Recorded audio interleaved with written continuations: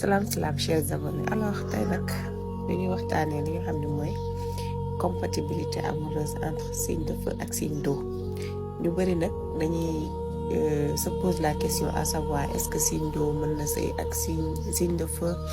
wala est-ce que signe d'eau mën na nekk ak signe de feu te loolu du leen impacté parce que bokkuñu ay éléments alors ce qu'il faut savoir mooy li nga xam ne mooy déterminer relation signe de feu ak signe d'eau dafa bëri c'est pas parce que yow signe de feu nga rek que soit signe d'air nga war a àndal wala waroo ànd ak signe d'eau li waral loolu nag mooy nit ki day am biddew yu bëri maanaam sa planète yow sa planète par exemple soo nekkee signe de feu comme Sagittaire wala nga nekk Lion wala nga nekk Bélier nekkul benn planète rek moo lay déterminer nekkul benn rek moo lay gouverner non nekkul benn rek moo lay gouverner donc compatibilité amoureuse bi ay degré la léegi nag degré yi mën na nekk 1% ba 99%. loolu moo waral ngay gis ku naan la man signe d'eau laay sëyal mais ñun ñaar man signe de feu laa signe d'eau laay sëyal mais ñun ñaar déggoowuñu wala boog suñuy humeur n'est pas compatible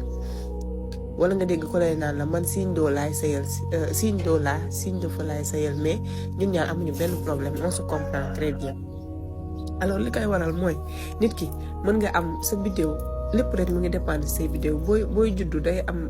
ciel bi nu muy taxawee loolu moo lay déterminer yow mooy déterminer sa vie mooy déterminer sa lépp étoile bu nekk fa mu nekk loolu mooy waral sa chance wala sa ñàkk chance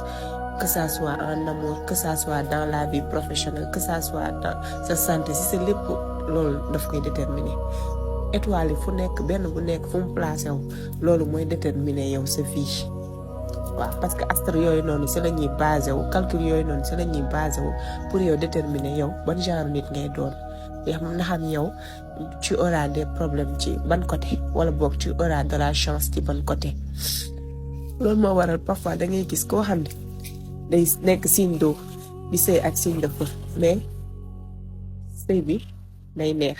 nga gis koo xam ne day nekk signe d'eau di sëy ak signe de feu mais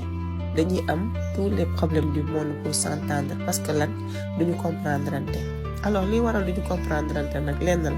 mooy signe de feu bi dafay ragal signe d'eau bi fay ko signe d'eau bi aussi day ragal signe de feu bi lakk ko boo déggee loolu nag mooy ngeen baal ba dafa xaw a soj boo déggee loolu mooy signe de feu bi moom lu ñëw rek kii la koy jëlee fitna la koy jëlee moom la koy régler il est comme ça quoi il est chaud alors que signe d'eau bi moom dafa dal boo xam ne moom danaan tekkaaral moom lu ñëw rek day toog tey dal analyser wala muy réagir alors signe de feu bi nag loolu dafa baax ci moom parce que daf koy delloosi daf koy dalal daf koy calmer maanaam signe de feu bu génnee si biti ak fugam xam nga ñëw xam nga kii indaale énergie woom et tout xam nga ñëw tàng bu ñëwee fekk signe de feu bi rek signe de feu bi il suffit que mu teg ko loxo wala mu waxtaan ak moom rek dalal ko da ngay gis day dellu si waat moo tax signe de feu signe d'eau dooleem la signe de feu signe d'eau dooleem la dans le sens où daf koy delloo si daf koy dalal daf koy calmer léegi nag boo amee ku mel noonu si sa vie yow tu as tout gagné parce que delloosi bi mu lay delloosi boo waral yow loo dugg da nga ciy génn te loo song da nga koy daan parce que moom am na vision am na émotion am na sensibilité boo xam ni mën naa xam lan nga war a def li gën si yow ak lu gënul si yow signe d'eau bi yàlla may na ko lool. waaw signe de feu bi tamit li muy apporter signe d'eau bi mooy signe d'eau dafa calme de trop dafa dal de trop yu bëri du ko mën régler parce que.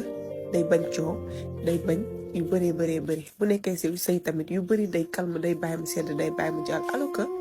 signe d'eau bi tey jii bu nekkee si wetu signe de feu bi bu nekkee si wetu signe d'eau bi daf koy défendre daf koy protéger daf koy maanaam kenn du yab signe d'eau te signe de feu nekk fa mu am signe de feu dans sa vie non les signes d'eau là des signes de feu dans vos vies loolu man maa leen ko wax ñi naan leen ay c'est pas compatible nana nii nana naan non signes yëpp compatible degré bi la ñuy wax kay mais tous les signes sont compatibles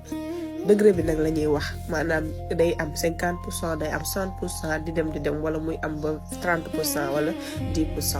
mais l'essentiel est que yow ki nga nekkal na nga ko comprendre